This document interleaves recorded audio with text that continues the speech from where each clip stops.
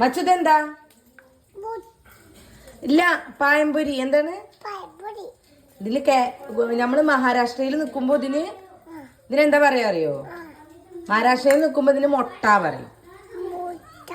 നാട്ടില് വരുന്നാല് പഴംപൊരി. എന്താണ് നാട്ടിലെന്താ പറയാ? പഴംപൊരി. ആ, പഴംപൊരി അല്ലേ?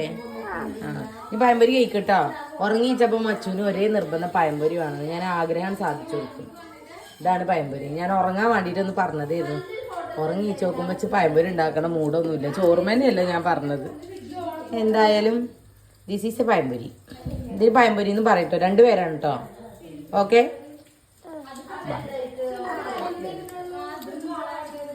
നമുക്കിത് കഴിക്കാം. സീറ്റോട് പോവാട്ടാ. ഓക്കെ, ബൈ പറഞ്ഞ. Bye guys.